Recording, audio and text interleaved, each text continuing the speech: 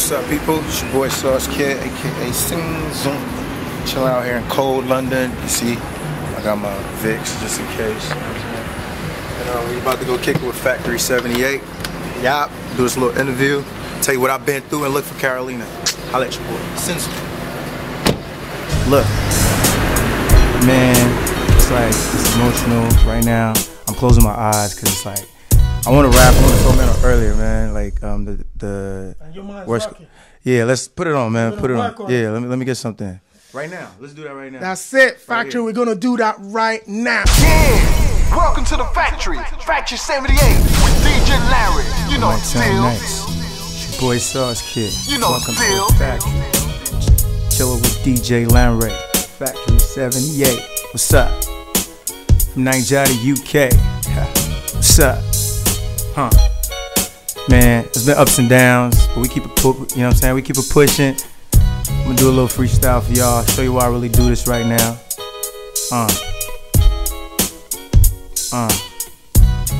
Check it.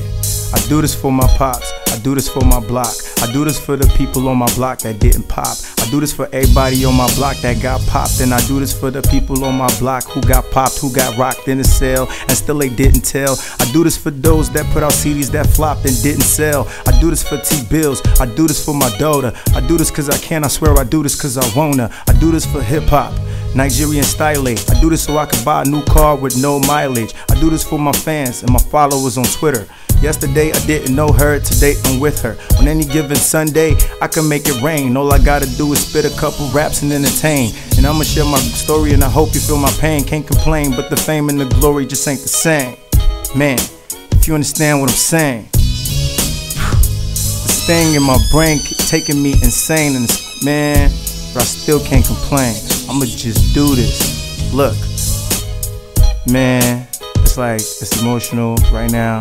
I'm closing my eyes because it's like, I want to rap, I want to talk about some shit, but you know what I'm saying, my mind's really telling me to tell y'all why I really do this, you feel me? And it's really emotional right now. Look, let's go back to it. Check it. Check it. I do this cause I can, I do this cause I'm meant to, I do this cause I really do, others just pretend to. I do this cause it's simple to rip an instrumental. I don't even stress, I apply the fundamentals. I do this so I can own mine, I don't need a rental. I do this so I can recover the money that I spent too. Man, you know how much I done spent on this music shit? This Money Long, the rip-off, African American. I do this cause my fans don't want me to go to Cali, but little do they know Najee deserve to see a daddy. And that's the main reason my baby mama be nagging, talking about this whoop-de-woo, yada yada woo. I do this for the hustlers on the block right now. I know it's hot right now. Some nigga just got shot right now. From dude from round the way just lost his pops right now. Let's keep it real, the violence got to stop right now. Man, when I'm gone, y'all gonna know I really did it though. You know what I'm saying? A long thing, you know what it is, man. It's your boy Sauce Kid. Send some fuck with me.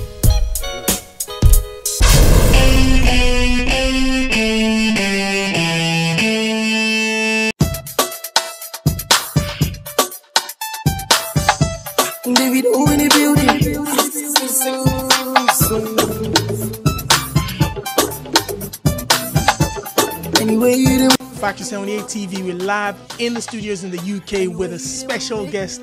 First time I'm rocking with the dude, Sauce Kid, Sauce Kibaba, Sinzu, SMG, the brother representing right here. How are you doing? Welcome to the UK, bro. Hey, I know you. Yeah, man, it's cold in the UK, man. Real cold. But it's good to be out here, man, because Nigeria's real hot. Yeah, I'd rather be cold than hot, man. Man, thank you very much for coming into the studio. A lot of stuff has been going on about Sauce Kid, so we had no choice but to bring you in when you flew into the UK. First of all, how's your last couple of days been in the kit? It's alright, you know, just it's cold, I'm adjusting. You know what I'm saying? It's real cold, so I'm chilling. Literally chilling. You know what I'm saying? Got goosebumps and everything, but it's good to be out here, you know what I'm saying? It's a different environment. It's been a while, about a year. So yeah, it's cool. Yeah. Nah, she's a keeper. Tell my friends you can get the. Now you said it's been a while. It's been like a year since you've been out here. You've been working, obviously. We're gonna get into, you know, we're gonna put the nonsense out of the way and speak about the positivity right after that. Sauce Kid signed to Storm Records. Now Sinzu SMG. What went on? Well, it was promoted like I was signed to Storm Records. You know, I wasn't signed to Storm Records. I had a joint venture deal with them. Yeah, to put out one or more albums, depending on, you know, if I was happy, yeah, and everything. And after the first album, I wasn't happy, and I think I put the album out on July 30th, 2010. By September, I was already unhappy for, you know, reasons best known to me. The whole idea was to get money, you know what I'm saying? That's why we went into business. So when that money was the motive, you feel me? So when that became like a misunderstanding, or, you know, when we started to go separate ways, I just figured, you know, I could do better or worse by myself, and there was a chance I was willing to take. So between September 2010, you know, coincidentally, Idande Mad was a single that, you know, picked up at that time. So I was supposed to like shoot a video and everything. And the contract I had with them was, you know, to take care of the videos, shoot all the videos, and I, you know, promote it, you know, with, you know, my presentation, my performances, whatever. But, you know, things happen, so I didn't find a need to actually go ahead to shoot the video. And I feel like that kind of hurt my fan base a little bit. They're kind of pissed off. You know, I got a lot of Twitter messages, some of them positive, most of them negative. And for the most part, I had to answer to that. It was like I had to answer my own last name. You feel me? Everything they were saying, nobody was actually talking about Storm. It was all about Sauce Kid. Like, oh, Sauce Kid, you messed up, da-da-da. So in that period, you know, that incubation, I just had to just sit back, get back on my, you know, 10 toes and find out what's going on. And I just figured, you know what, I'm going to just do it. You know, I started off independently. It's no point actually working with people who I feel have different motives or don't have my best interests at, you know, heart. So that was the birth of SMG, Sinzu Music Group. And it took me a year to actually like come out, you know, fully and rep it. And, you know, September 2011, that's when I came out with it. And, you know, the first single we put out was Carolina. So, and, you know, I like the response so far.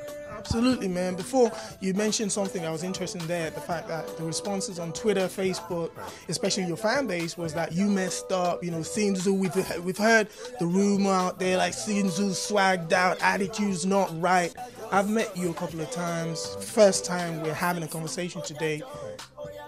That hasn't come to my mind once. What is exactly, who is the Sinzu? Why the perception or the information that has come out into the press and your fan base to say, you know, you've become hard to work with? Mamacita, nice to meet ya. I feel like a winner if I can take it to Dina. She's a keeper. Told my friends you could get the pens and you could get the...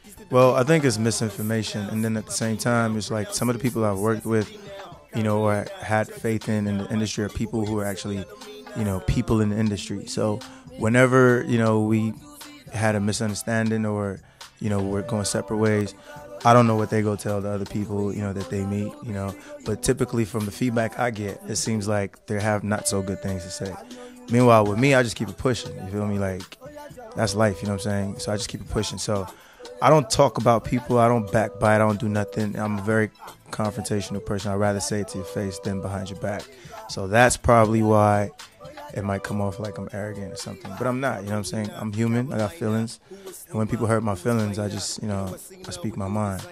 But there's this, people don't keep it real. They're not real to themselves. They'll rather let you like them for who they think you are rather than like you for who you really are. So I'd rather just be myself and then just, you know, count my blessings and count my losses. So if you like me for me, like the fans I have right now, the ones that get at me on Twitter, who feel personal with me, you know what I'm saying, that can ask me questions and I could probably respond because I know they're fans. They've got to know Sinzu. And, you know, I don't think they feel that way because I got about a cool 50,000 of them. And, you know, we rock heavy. I mean, they make sure I trend. I put something out, it's trending because they support it, you feel me? It's not about, oh, what this guy is saying or what these people think, you know what I'm saying? Because if I keep myself out of that circle, I don't even hear what they say. So, yeah. One of the songs that, besides the songs, the club hits that you've put out that has made it, like, really made an influence on the scene back home, one of the songs that I really like I said, you know, I grew up in the 90s, loved my hip hop, so artists like yourself, I kind of have an affiliation or an attraction to. Right. Now, you put out a song about your little girl. Yeah. That to me was very emotional. That was, you laid it on the table. Yeah. How does being a father, you know, affect you being an artist, a rapper, and of course, you know, a man as a whole? It actually does, man. Like, you know, I think having a daughter, you know, brought out my softer side. my more emotional side, you know what I'm saying? There was a time when I didn't care what people said, you feel me? Like, it's like, whatever. They talked about Jesus, you feel me? So, you know, you talk about me, so what, you know what I mean? And then I had a daughter, I started to had a responsibility. Somebody's living depending on, what I was bringing to the table. So it changed me, I grew up into a man, you feel me? And it changed my content, you feel me? It changed, like, because the direction I was coming from Money Long the mixtape was like straight up hardcore street, gutter, you know what I'm saying, in your face, whatever. And then now it's like I've evolved into like this artist who has seen the hard life, who has, seen the celebrity, and it's like I'm matching it, you know what I'm saying, giving both sides. There's people who are never going to be rich, and there are people who are never going to be poor.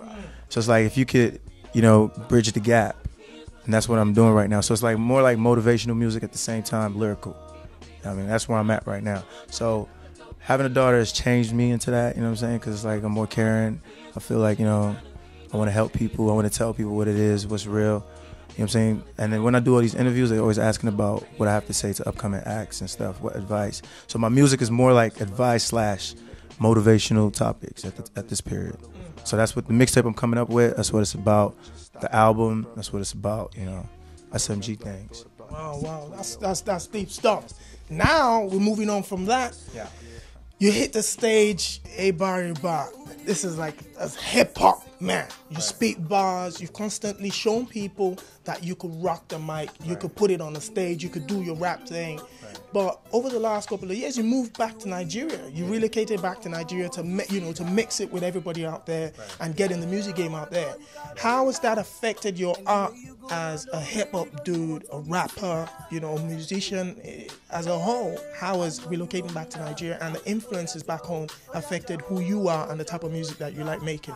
I'd say honestly, positively and negatively. Positively in the sense that I'm in the public eye, you know what I'm saying? I'm able to do red carpets and be available to certain things that help, my music get promoted. Negatively in the sense that, they call this thing see-finish. They see you too much, you know what I'm saying? The reason they liked me in the first place was because I was this Nigerian dude from LA who just had all this character and everything. So it's like now it's like I'm out here. And it's like, oh, that's him. Oh, okay. So even I had to get in the back seat and actually just peep it out. Like, what's going on? You feel me? And I think the whole point now is to just take it back to the essence. It has affected me. It has affected my content. It has affected what I listen to, what I'm influenced by, what I'm around, my surroundings, and that has affected my lyrical content. You know what I'm saying? But in the same breath, you have to know the problem to be able to find a solution, and I think we already sorted out that already. So now, you talked about the fact that when you were in Storm Records or when you were working with them, it didn't really feel good after the first album, and the fact that you just decided to move it on from now. Now it seems with SMG, you're backed out, by your guys out in the States, out in Nigeria. Tell me about the family. You're obviously the first artist coming out of the label. Tell me about the family. Tell me about the record label itself and what the vision is. Well, the vision of the record label is to promote Nigerian music. Whether it's from America, Nigeria, wherever in diaspora.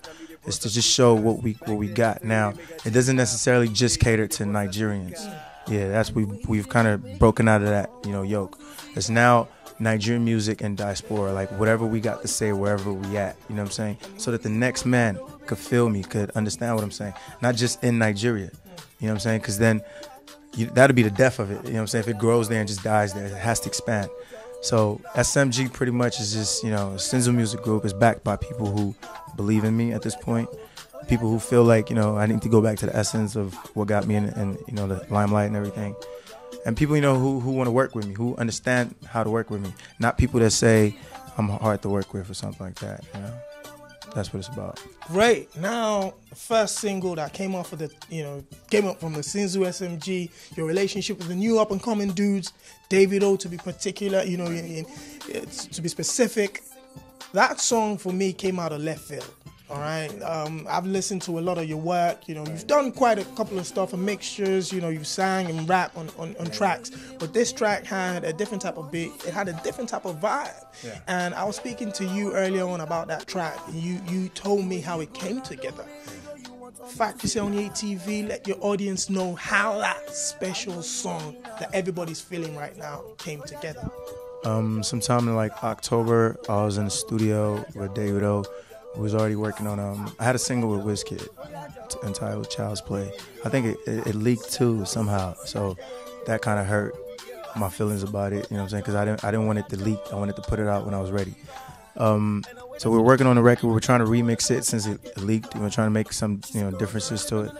And in the process of that, David had already, we already had an idea to work on the record, and he told me he was gonna get the beat together and put a hook together, and if I liked it, we could just rock. So while we were mixing the track, we got to a point where it was like a brain freeze. So we're like, all right, okay, he said let him play the song we was working on. So at first I told him, nah, man, let's just finish with this. So let's get this out the way. We need to put out this single, da-da-da. And then he's like, nah, just let me play it. I was like, all right, whatever, just play it. So it was him and B-Red, his cousin, in the studio. So we were sitting there, and then he plays the beat. The beat comes on. Oh yeah, the beat was produced by Malik Berry, who's a Nigerian dude that lives out here in the UK. Shouts to Malik Berry. I didn't even know the guy. Never met him. Never, you know what I mean? I didn't even know he made the beat, you feel me? So David played the beat, played the hook, and I was already grooving. I was like, yo, this is the one. So immediately I was like, yo, let Child's Play chill right now. We're gonna finish this record. So I started writing that record, and that is special to me because I wrote it like different from any other song I ever had. Usually I have my 16s ready, and I just go in, bust it out. Or sometimes I have the whole song ready, hooks, everything, and I just go in one take, just do it. But this time around, I just felt like David O delivered on the hook so hard. I just had to deliver on every line. So I took it line for line. I come out the studio, I listen to it. I come up with something, I ask them how it goes. They get okay it. I go back in the booth, record that line, come back out. And then from that line to line, just trying to come up with it to the point where we came. So the whole part of, and the way that you did, that was just me like going, and I just put words into it. So it just came line for line like that, and I like to feel it, and then I was like, okay, now I gotta rap. It's like, oh, Carolina, whatever. It's not the most lyrical song, but then it just shows you like I've studied the industry. Like, I feel like I know what I could do, I could give to my fans if they want to dance, you know what I'm saying? I'm not a dance artist, you feel me? But if that's what it takes to make them happy, and since I'm doing it for them, I make them happy. So that record, we finished at like 7:30. By 10 p.m., I had like 4 or 5 CDs. I hit up a couple clubs and Rehab, Number 10, Bacchus, and Marquee, and I performed them there. I just went there, just did my thing. They didn't even expect me to come through. I just did it, and by the next day, it was just all over. And ever since then, it was just one step I took that led to the next step. After we did it, I was impressed with the response, and I figured it's time to shoot a video. I didn't have the money for the video or nothing. It's just like, we gotta shoot a video. And it just led to the next step, and we shot the video. Okay, we gotta put it out. We gotta make all these HD tapes. Made like 100 of them, gave it out. Okay, now we gotta promote it. We gotta let the fans know it's out there, request it. We did that, did some interviews. And today it's like I could walk in any club and I know they're gonna play my record. And it feels good, you feel me? It hasn't felt like that since Year by Year. Right, it's been a while, so it's a progress report. That's what's up.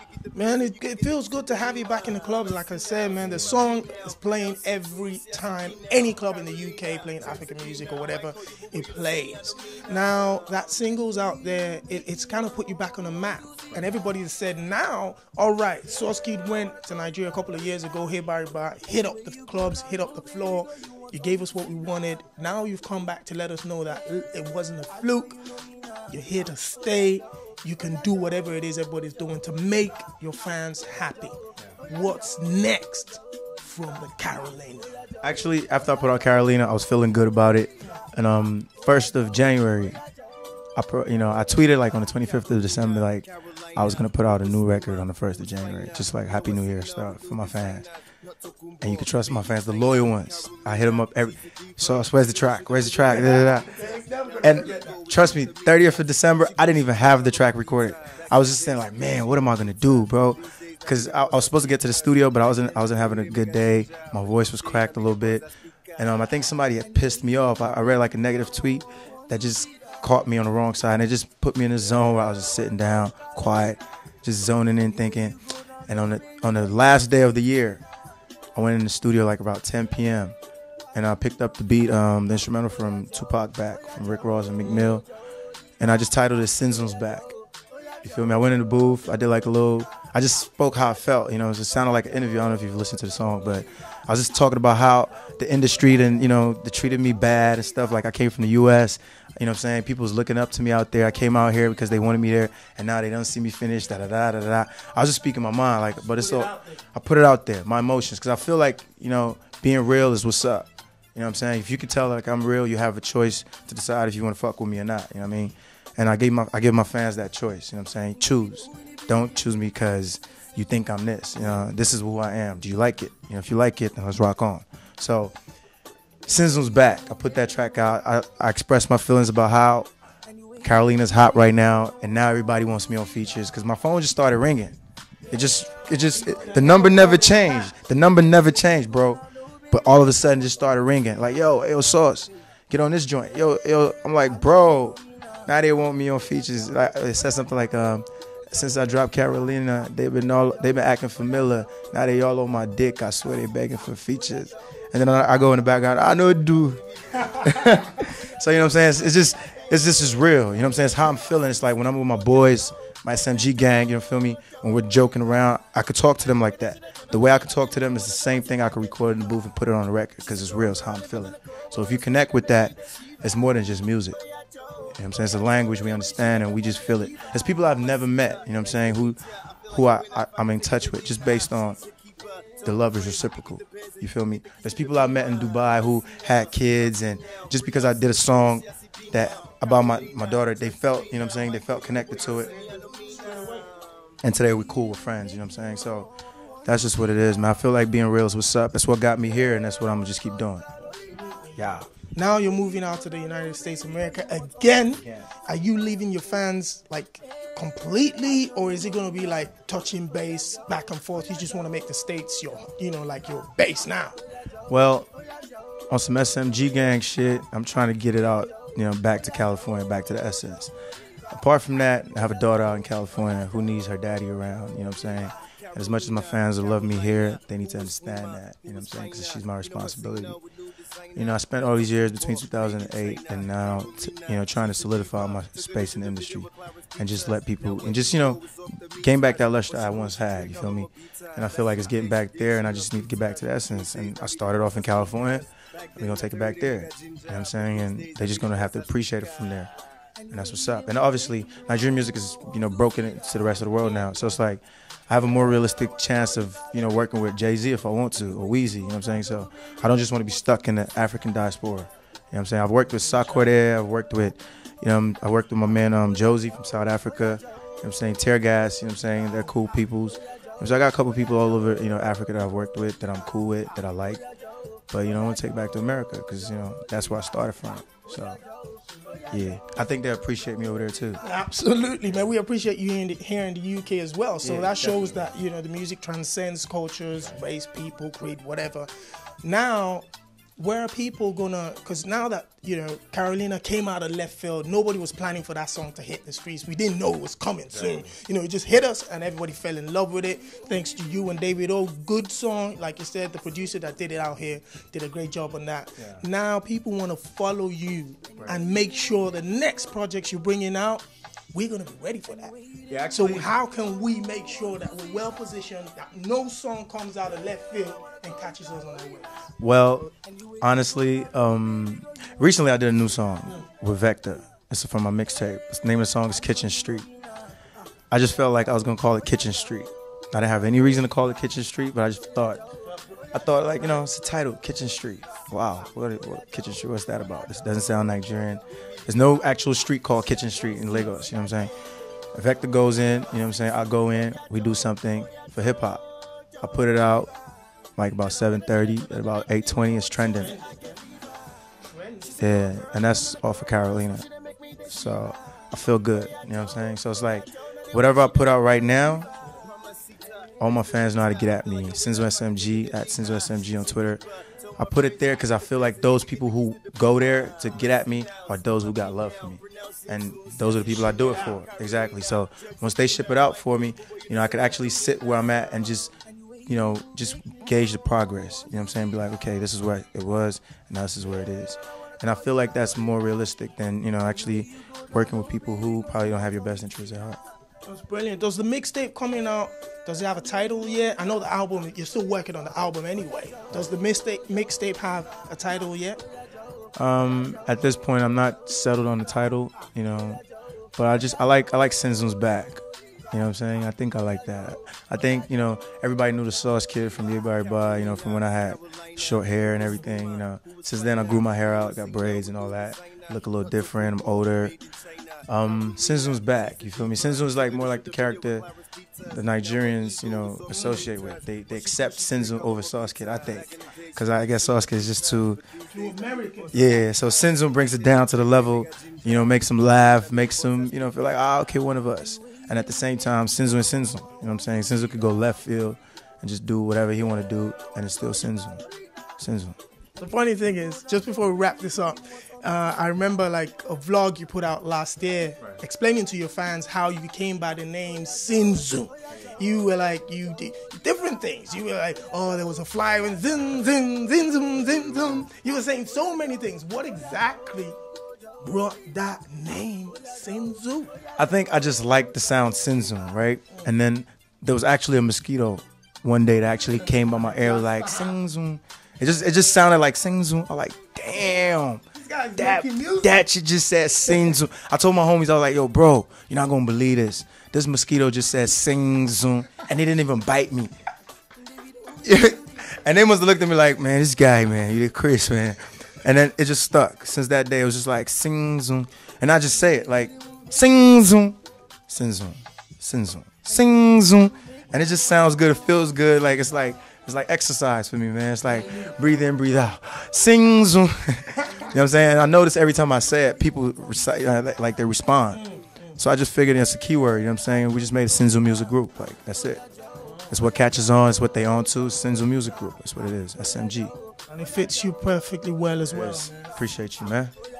Look, bro, it's been an absolute pleasure coming into the factory to chop it up with DJ Lanre and myself. It's always a pleasure listening to music that people from, you know, my end of the woods, when you guys make music that makes us dance and happy out here.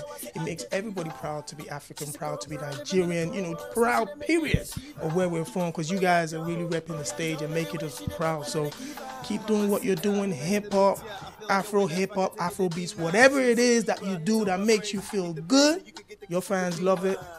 We out here appreciate it. So thanks a lot. So scared Sinzum for coming into the factory, man. Really appreciate that. Sinzum, I do this for. I do this, man.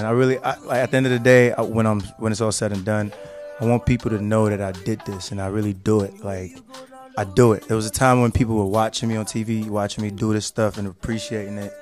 And I want to take it back to that. I want to show them what I do. You know, like, I don't know, like, I do it, man. I just do this music. It's in me. It's natural. It comes out. I don't force it. I don't even have to try too hard, you know, and I thank God for that because, you know, as long as I got a voice, I'm going to keep speaking. You feel me? As long as my people are listening, I'm going to keep talking. F78 TV, my man Sinzum. Yes, sir. Yes, sir. Made in China, Carolina, she's a diva. Took her to shoot a video with Clarence Pizzas. Now her ego is off the meters. But she cool, she drink all of my pizzas. Back in the day, she dig, she no pizzas. But these days, now me the boss are speakers. Back then, I tell you they make a ginger. But these days, now me the boss are speakers.